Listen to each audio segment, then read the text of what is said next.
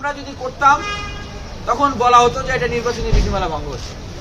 এই যে একটা মানে বিশেষ প্রভাবের কাছে মাথা নত করা, যেটা আমরা অতীতে দেখে এসেছি যে কোনো একটা আইন করা হলে সেটা অনেকের ক্ষেত্রে, সবার ক্ষেত্রে একরকম হলেও অনেকের ক্ষেত্রে সেটা ভিন্ন।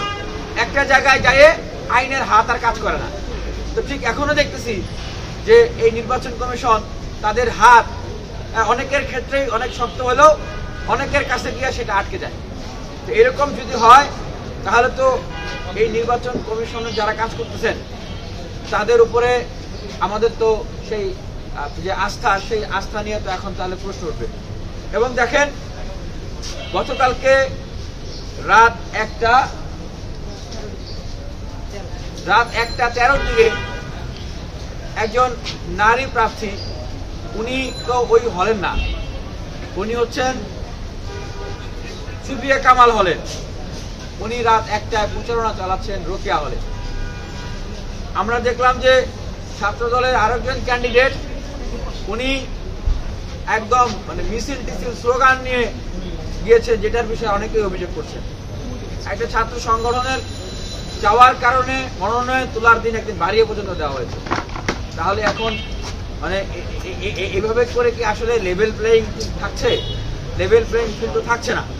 এটাই আমরা জানাতে চাচ্ছি যে যদি আইন নিয়ম কানুন থাকে সেটা সবার জন্য সমান হবে। এখন সময় তো শেষ হয়ে গেছে, সবার জন্য সমান ট্রিটমেন্ট আসলে এখানে হচ্ছে না, এটাই আমরা জানাতে চাচ্ছি। আর আমরা স্পষ্টভাবে বলছি যে দেখেন, রিডিং রুমের ভিতরে যেও প্রচারণা চালানো হয়েছে, অনেকেই অভিযোগ দিয়েছেন, তারপরেও কিন্তু কোনো ধরনের কোনো ব্যবস্থা গ্রহণ করা হয়নি ছাত্র দলের ভিপি প্রার্থী। তো তাহলে ওই জায়গায় গিয়ে তো হাতটা আটকে যাচ্ছে, বিচার হচ্ছে না।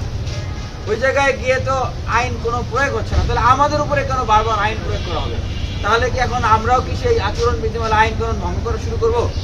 আমরা তো সেটা করতে পারবো না।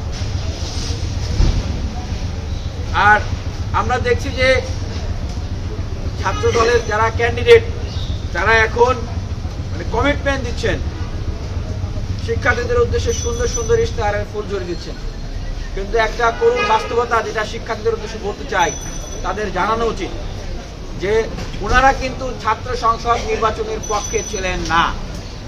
আবারও বলছি, বাংলাদেশ জাতীয়তাবাদী ছাত্র দল আজকে যে ডাকসু নির্বাচন হচ্ছে, ওনারা এই ডাকসু নির্বাচনের পক্ষে ছিলেন না।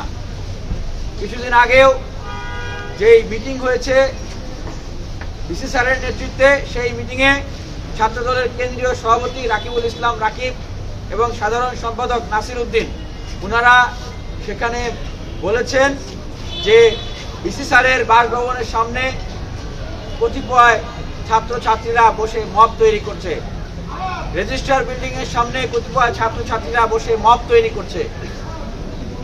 এই যে ডাকসু নির্বাচনের দাবিতে আমাদের অনশন এবং অবস্থান, সেগুলোকে তারা বলছে মব তৈরি করছে, এবং তারা ডিসি স্যারের প্রতি আহ্বান জানিয়েছে, স্যার এই ধরনের মব যারা তৈরি করেছে তাদের বিরুদ্ধে ব্যবস্থা নিতে হবে। যারা ডাকসুর এই আমরণ অনশন আন্দোলনকে মব বলেছে, যারা ডাকসুর এই আন্দোলনে আমরা যারা আন্দোলন করেছি আমাদের বিরুদ্ধে মাননীয় বিসি স্যারকে ব্যবস্থা নিতে বলেছেন, ওনারা আজকে শিক্ষার্থীদেরকে ডাকসু নির্বাচনের ইশতেহার দিচ্ছেন, কমিটমেন্ট দিচ্ছেন। এই বিষয়টা শিক্ষার্থীদের জানা উচিত। একদিকে বলছেন ওনারা নির্বাচিত হলে বিশ্ববিদ্যালয়ে গেস্ট গণরুম কালচার থাকবে না, অন্যদিকে জুলাই অভ্যুত্থানের কমিটমেন্টকে ব্রেক করে ওনারা শিক্ষার্থীদেরকে আতঙ্কিত করে হলগুলোতে ওনারা কমিটি দিচ্ছেন।